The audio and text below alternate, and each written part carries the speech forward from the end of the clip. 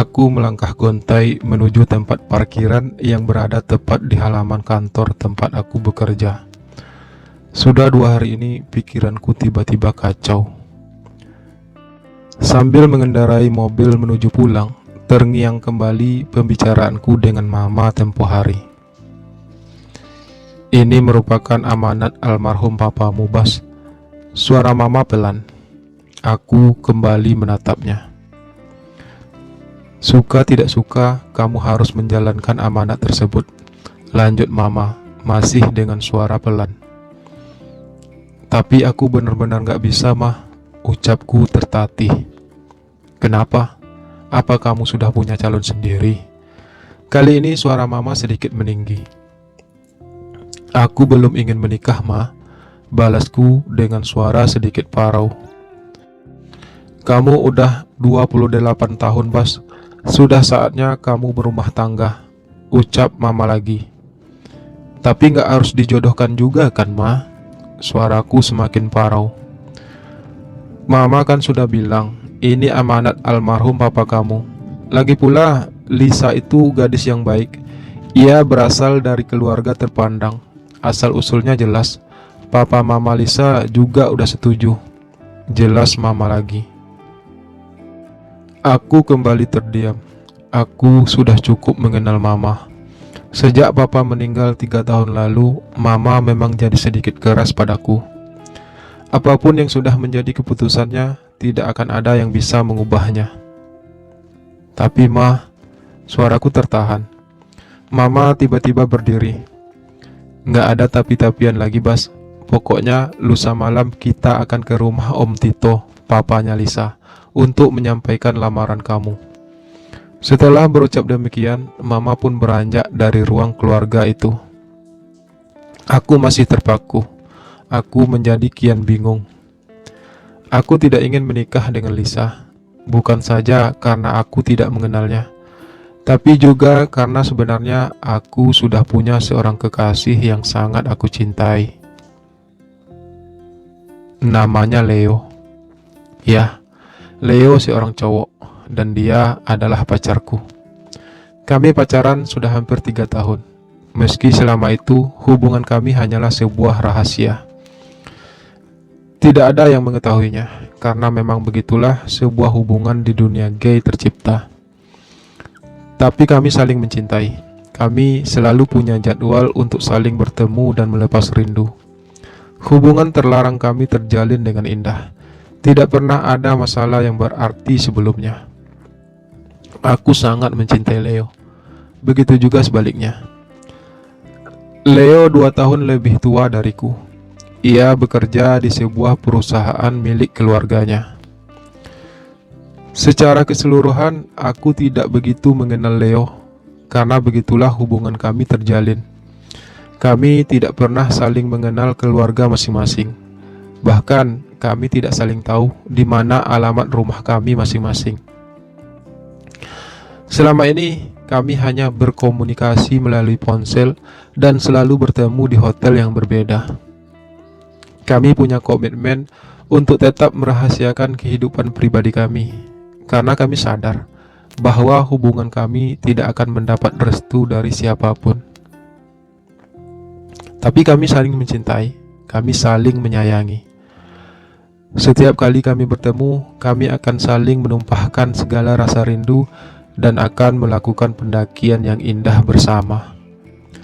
Leo laki-laki yang tampan. Tubuhnya kekar dan atletis. Menurut cerita Leo, ia memang suka fitness. Aku menyukai Leo dengan segala kelebihannya itu. Kamu juga sangat tampan, Bas, ucap Leo suatu malam saat aku untuk kesekian kalinya memuji ketampanan wajahnya. Kamu juga sangat lembut. Kamu mampu membuatku melayang setiap kali kita melakukan pendakian bersama. Aku merasa sangat puas bersama kamu, Bas. Leo melanjutkan yang membuatku merasa tersanjung. Aku memang selalu berusaha membuat Leo merasa puas. Aku tidak ingin ia berpaling dariku. Setelah pembicaraanku dengan Mama tentang perjodohanku siang itu, Aku segera menghubungi Leo untuk mengajaknya bertemu. Aku berniat untuk menceritakan semuanya pada Leo. Seperti biasa, Leo sudah menungguku di sebuah kamar hotel. Setelah saling melepaskan rindu dan melakukan pelayaran dalam lautan kemesraan yang penuh cinta, kami berdua akhirnya jatuh terhempas.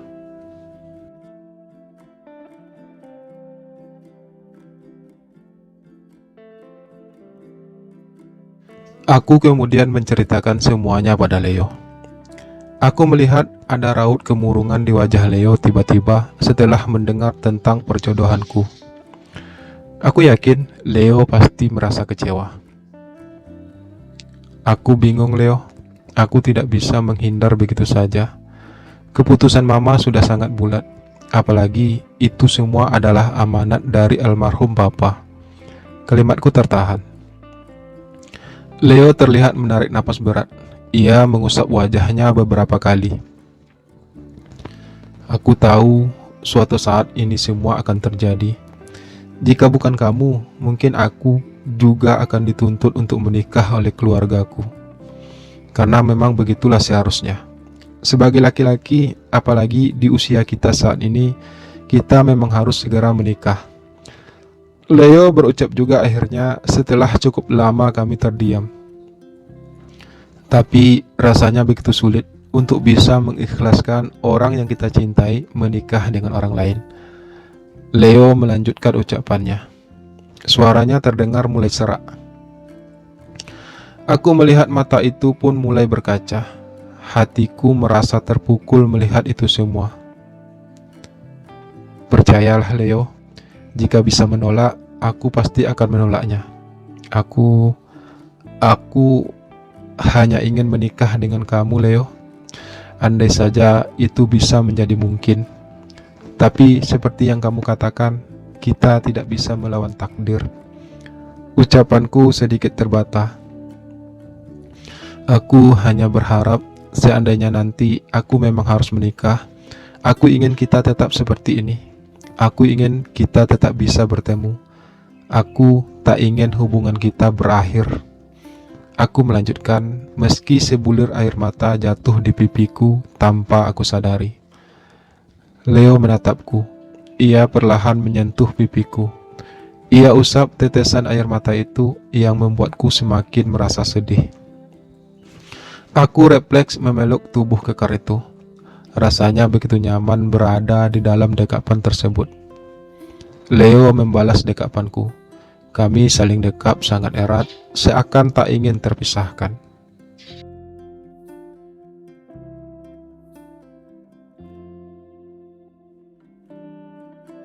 Aku memarkir mobilku di garasi rumah. Hari sudah hampir jam 7 malam.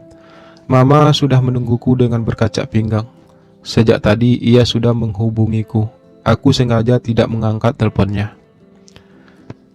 Ini sudah jam berapa, Bas? Kita janji mau ke rumah Om Tito malam ini jam 7. Suara tinggi Mama menyambutku di depan pintu masuk. Iya, Mah, tadi jalanan macet. Aku mau mandi dulu, Mah. Balasku sambil terus melangkah masuk menuju kamarku, mengabaikan Mama yang sudah siap mengeluarkan kalimat makian berikutnya. Aku masih mendengar suara Mama mengomel gak jelas. Aku bersegera mandi, tak ingin membuat amarah Mama semakin meninggi. Setelah selesai mandi dan berpakaian apa adanya, aku segera keluar kamar dengan disaksikan tatapan mata Mama yang tajam. Kita ini mau melamar loh, Bas, bukan mau ke pasar loak. Ketus suara Mama sambil terus melototiku. Udahlah, Mah, kenapa sih pakaian menjadi begitu penting saat ini? Balasku dengan nada malas. Mama akhirnya tidak berkata apa-apa lagi. Aku tahu, karena Mama merasa harus buru-buru. Dengan bersikap masih ogah-ogahan, aku akhirnya menyetir mobil menuju rumah Om Tito, papanya Lisa, gadis yang akan dijodohkan denganku. Mama duduk di sampingku dengan muka cemberutnya. Setelah melewati perjalanan hampir setengah jam tanpa suara, kami akhirnya sampai ke sebuah rumah mewah. Aku memang belum pernah ke rumah Om Tito, Tapi aku sudah pernah bertemu Om Tito beberapa kali saat ia berkunjung ke rumah kami ketika Papa masih hidup. Om Tito memang sahabat Papa sejak muda. Mereka menjalin persahabatan sejak lama. Karena itu juga Papa mengamanatkan untuk menjodohkanku dengan anaknya Om Tito. Tapi aku belum pernah bertemu dengan anak-anak Om Tito. Bahkan dengan istrinya pun aku tidak pernah bertemu. Setiap kali ada pertemuan dengan keluarga Om Tito, aku selalu menghindar. Apalagi selama ini aku kuliah di luar negeri dan juga sebenarnya sudah bekerja di sana. Tapi sejak Papa meninggal, aku harus kembali dan bekerja di kota ini. Dan sejak kembali ke kota inilah aku akhirnya bertemu dengan Leo, kekasih hatiku itu.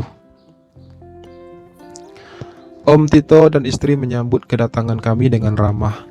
Mereka seperti sudah menyiapkan segala sesuatunya. Kami duduk di ruang keluarga rumah itu. Seorang gadis cantik tiba-tiba muncul dari lantai atas. Aku yakin itu Lisa, meski aku belum pernah bertemu dengannya. Om Tito memperkenalkan Lisa kepada aku dan Mama. Tapi aku yakin Mama sudah mengenal dan pernah bertemu dengan Lisa. Aku melirik sekilas ke arah gadis cantik itu. Gadis itu duduk di samping mamanya. Mama tidak salah, Lisa memang cantik. Tapi aku sadar, bukan itu persoalannya kenapa aku ingin menolak perjodohan ini. Tidak ada yang salah dengan Lisa. Sebagai seorang perempuan, Lisa terlihat sempurna. Tapi aku memang tidak punya ketertarikan kepada perempuan. Selanjutnya, Mama dan Om Tito mulai membicarakan tentang perjodohan kami. Aku tidak begitu menyimaknya. Pikiranku tidak sedang berada di situ pada saat itu. Saat itulah aku mendengar sebuah langkah kaki menuju ruang tempat kami duduk. Tapi aku mengabaikan kedatangan orang tersebut. Dalam pikiranku, bisa saja itu salah seorang pembantu di rumah itu. Aku terus tertunduk. Aku merasa gelisah dari awal. Saat suara Om Tito menyadarkanku tiba-tiba. Oh ya, Nak Bas, perkenalkan juga, ini anak sulung Om. Namanya Leonardo. Ia baru 3 tahun pulang ke Indonesia. Aku segera mendongak. Keterkejutanku tidak bisa aku sembunyikan. Leo berdiri tepat di samping Om Tito. Tatapan matanya juga penuh dengan keterkejutan. Aku yakin Leo juga tidak mengetahui hal ini. Apa kalian sudah saling kenal? Suara Mama Leo menyadarkan kami. Belum, jawab kami hampir bersamaan. Leo masih tetap berdiri terpaku. Aku semakin terpukul menyadari itu semua. Mengapa dunia menjadi begitu sempit bagi kami? Bagaimana mungkin aku bisa dijodohkan dengan adik pacarku sendiri? Hatiku tiba-tiba terasa semakin terhiris. Dan aku yakin itu juga yang dirasakan Leo saat itu. Bahkan mungkin jauh lebih sakit dari yang aku rasakan. Tak lama kemudian, tiba-tiba Leo pamit. Kamu mau kemana, Leo? Mamanya Leo mencoba mencegahnya. Leo mau keluar, Mah, jawab Leo terdengar parau sambil terus melangkah menuju pintu keluar. Ingin rasanya saat itu aku segera menyusul Leo. Tapi jelas hal itu tidak mungkin.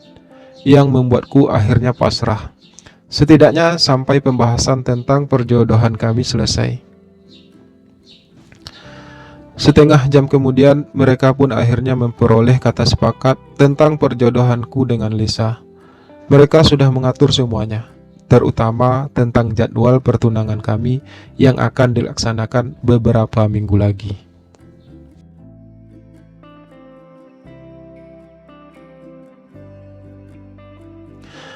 Aku cukup ngebut untuk membawa Mama segera pulang ke rumah. Aku ingin segera bertemu Leo. Banyak yang harus kami bicarakan. Tapi saat sampai di rumah, aku mencoba menghubungi ponsel Leo, namun nomornya tidak aktif. Sepertinya Leo sengaja mematikan ponselnya. Aku tahu betapa sakit yang dirasakan Leo saat ini. Hal itu justru membuatku kian cemas.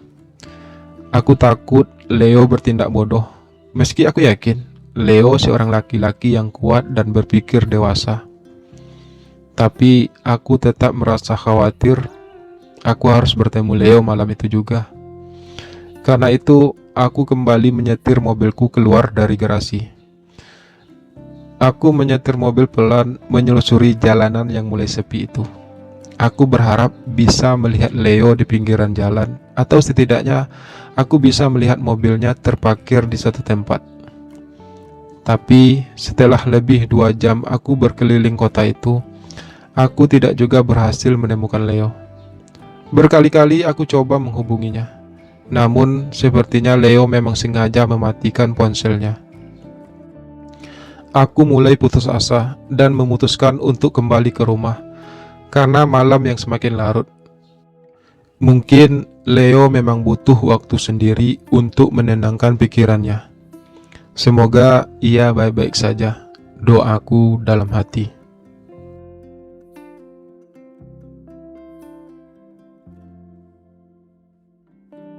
Pagi itu, Mama menggedor-gedor pintu kamarku sangat keras. Tidak seperti biasanya. Apalagi ini hari Minggu. Mama tahu aku tidak masuk kerja. Biasanya ia tak pernah membangunkanku jika hari Minggu ataupun hari libur lainnya. Ada apa sih, Mah?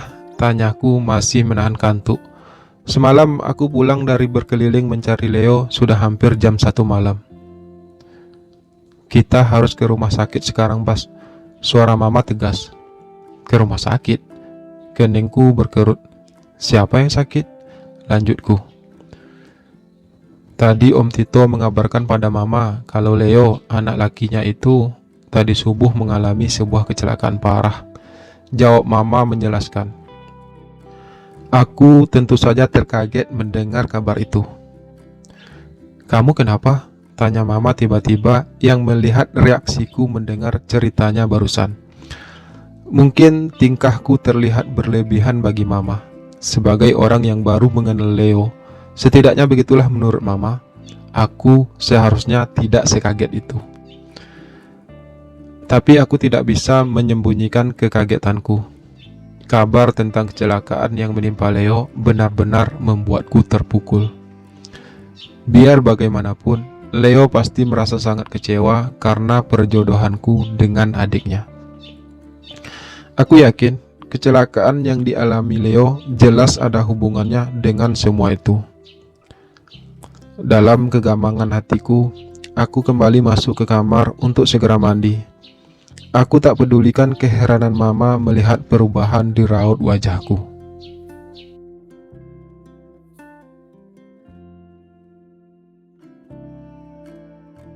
Setengah jam kemudian, kami sudah berada di rumah sakit di mana Leo dirawat.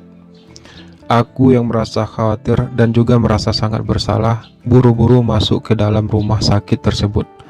Mama masih terus menatapku dengan keheranannya. Leo belum sadarkan diri. Suara parau Om Tito menyambut kedatangan kami. Ia mengalami kecelakaan yang sangat parah. Kepalanya terbentur benda keras. Menurut keterangan dokter tadi, Leo bisa saja mengalami amnesia parah. Om Tito melanjutkan penjelasannya yang membuat seluruh tubuhku terasa lemas tak berdaya. Hampir seharian aku tetap berada di rumah sakit itu. Mama bahkan aku minta pulang naik taksi. Aku tak pedulikan keheranan keluarga Om Tito akan betapa khawatirnya aku dengan keadaan Leo saat itu. Saat sore, akhirnya Leo tersadar dari komanya. Namun, seperti yang disampaikan Om Tito pagi tadi, Leo benar-benar mengalami lupa ingatan. Semua keluarga merasa bersedih mengetahui hal itu. Tapi, andai mereka tahu, aku yang paling sedih mengetahui hal itu. Pada satu kesempatan, aku masuk ke kamar inap Leo sendirian. Aku menatap wajah tampan yang bagian atasnya terbalut perban. Leo juga menatapku, tapi tatapannya benar-benar datar. Wajah itu benar-benar terlihat datar dan tanpa reaksi apapun. Aku semakin terenyuh melihat kondisi Leo seperti itu. Tapi aku tidak bisa berbuat apa-apa saat ini. Ingin rasanya aku mendekap Leo saat itu. "Kamu siapa?" Suara Leo datar dan terdengar sedikit serak. Aku merasa sakit mendengar pertanyaan itu. Orang yang selama ini selalu menemani hari-hari indahku, tiba-tiba tak mengenaliku lagi. Ingin rasanya aku berbicara banyak, tapi tiba-tiba lidahku terasa keluh. Mataku mulai berkaca. Aku benar-benar tidak sanggup melihat itu semua. Mengapa hal ini harus terjadi pada Leo? Mengapa bukan aku saja yang mengalaminya? Aku segera keluar dari ruangan itu. Aku tak ingin Leo melihat aku menangis.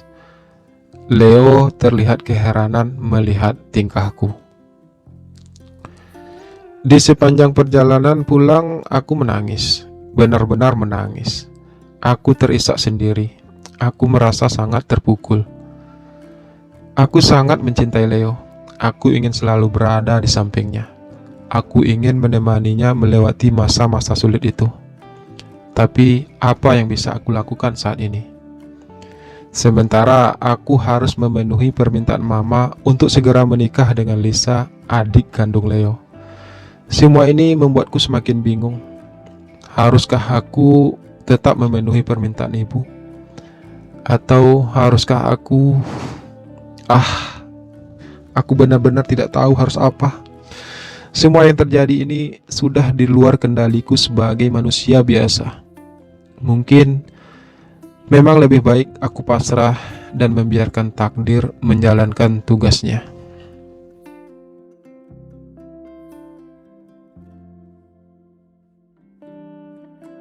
Sudah hampir 2 minggu, keadaan Leo semakin membaik, tapi tidak dengan ingatannya.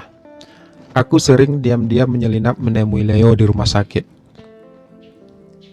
"Ngapain Mas di sini?" tanya Lisa suatu hari saat aku dipergokinya berada di rumah sakit tersebut. Aku sedikit gelagapan, tapi aku berusaha bersikap tenang. "Aku mau ketemu kamu," suaraku datar. Kulihat Lisa mengerutkan dahinya. Jelas kalimatku barusan membuat dia terheran. Karena sejak perkenalan kami pada malam lamaran itu, aku bahkan tidak pernah menghubunginya. "Ada apa, Mas mau ketemu saya?" tanya Lisa kemudian. Aku mau ngomong," ucapku sedikit tergagap. "Mau ngomong apa?" tanya Lisa lagi. "Kenapa nggak ke rumah aja?" lanjutnya. Aku semakin kebingungan harus menjawab apa. Aku menarik napas dalam lalu berucap, "Sebenarnya kamu setuju nggak sih dengan perjodohan kita?" Lisa menatapku tajam. "Mas Baskoro sendiri setuju nggak?" ucap Lisa balik bertanya. Aku terdiam sejenak, lalu menggeleng ringan. "Kalau begitu, kenapa Mas Baskoro tidak menolaknya saja?" tanya Lisa lagi, melihat aku hanya menggeleng. "Karena kata mamaku, ini adalah amanat dari almarhum papaku. Jadi jelas aku tidak bisa menolak," balasku berusaha bersikap wajar. Lisa terlihat tersenyum kecut. "Itu juga yang menjadi alasanku kenapa aku tetap tidak bisa berbuat apa-apa dengan perjodohan ini," ucapnya datar. Untuk sesaat aku terdiam, lalu kemudian permisi untuk segera berlalu dari hadapan Lisa.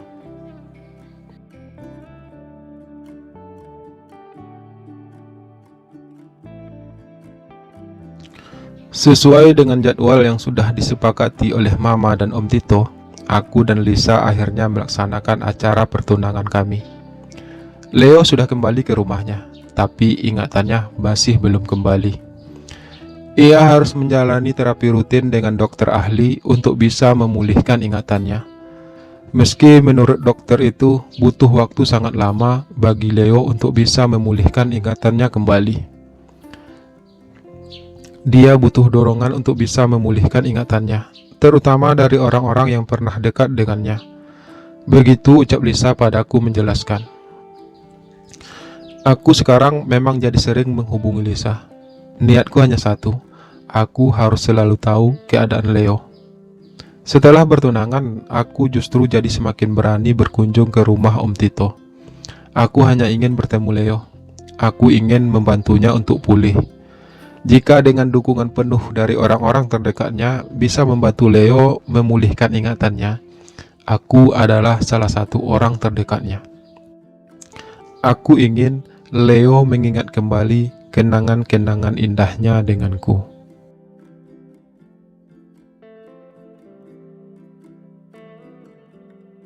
Dan beberapa minggu kemudian, aku pun menikah dengan Lisa. Perasaanku terhadap Lisa biasa saja, tidak ada perkembangan sama sekali. Tapi aku memang tidak bisa lagi menolak perjodohan itu. Setelah menikah, aku pun tinggal di rumah Om Tito. Itu semua atas permintaanku, karena seharusnya aku tetap tinggal bersama Mama dan Lisa yang seharusnya pindah ke rumahku. Tapi karena aku ingin melihat Leo setiap hari, aku meminta hal itu pada Om Tito.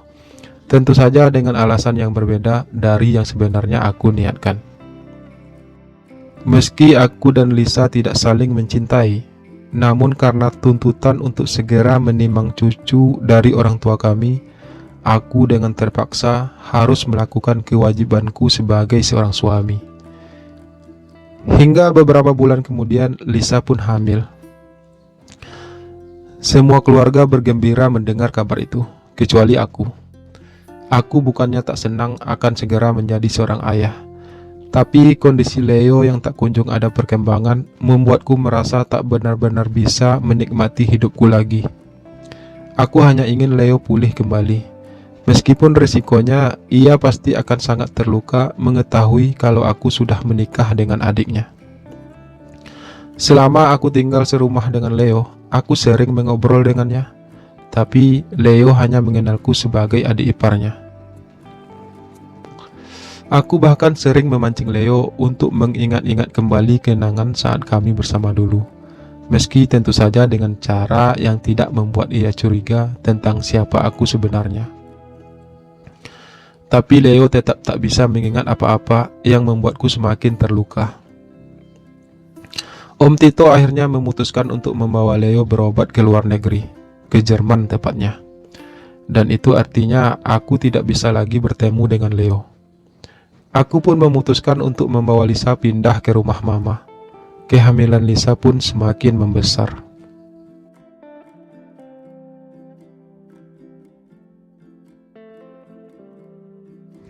Sebulan kemudian, Om Tito mengabarkan bahwa Leo sudah mulai ada perkembangan. Ingatannya sudah mulai pulih meski ia belum mampu mengingat semuanya. Setengah hatiku sangat bahagia mendengar kabar itu. Namun sebagian hatiku yang lain justru merasa cemas. Karena jika ingatan Leo kembali pulih, ia pasti akan mengingat siapa aku yang sudah menjadi adik iparnya. Leo sudah pulih, ia sudah bisa mengingat semuanya. Tapi ia tidak mau pulang. Ia ingin tetap tinggal di Jerman. Begitu penjelasan Om Tito seminggu kemudian. Aku tidak tahu apa yang aku rasakan saat itu. Entah merasa bahagia, entah merasa sakit. Aku yakin Leo tak ingin kembali ke Indonesia. Itu karena ia sudah tahu kalau aku akhirnya menikah dengan Lisa. Aku ingin bertemu Leo. Banyak yang ingin aku ceritakan padanya. Tapi Leo sepertinya memang sengaja menghindar dariku. Meski demikian, aku tidak kehabisan akal. Aku tahu di mana Leo tinggal, tentu saja dari Lisa. Karena itu, aku mencoba membuat alasan agar aku bisa ke Jerman sendirian. Setelah mempersiapkan segala sesuatunya, aku akhirnya terbang ke negara Jerman, ke tempat Leo tinggal. Aku meminta Lisa untuk tidak memberitahu Leo akan kedatanganku. Sesampai di sana, tentu saja Leo sangat kaget melihat kehadiranku. "Kenapa kamu kesini?" tanya Leo dengan nada sinis. "Aku kangen kamu, Leo." Suaraku bergetar. Leo menatapku tajam. Kami sudah berada di dalam apartemen tempat ia tinggal. Aku tidak tahu harus mengatakan apa saat ini, Bas. Yang pasti, aku kecewa sama kamu. ucap Leo kemudian masih dengan nada sinisnya. Aku minta maaf Leo, aku tahu kamu kecewa, tapi tolong beri aku kesempatan untuk menjelaskan semuanya, balasku lirih. Nggak ada yang harus dijelaskan lagi, Bas. Semuanya sudah cukup jelas. Lebih baik kita jalani hidup kita masing-masing. Anggap tidak pernah terjadi apa-apa di antara kita. Leo berucap tegas. Ia menarik napas dalam. Sebenarnya aku sangat marah sama kamu, Bas. Aku tidak masalah kalau kamu menikah. Tapi kenapa harus dengan adikku? Lanjutnya lagi. Kamu sendiri juga tahu alasannya apa, Leo. Kita sudah membahas ini jauh sebelum akhirnya aku menikah dengan Lisa. Balasku cepat. Iya, karena itu aku berusaha untuk menahan amarahku. Karena itu juga aku tidak ingin bertemu kamu lagi. Kamu bisa bayangkan perasaanku saat ini, Bas.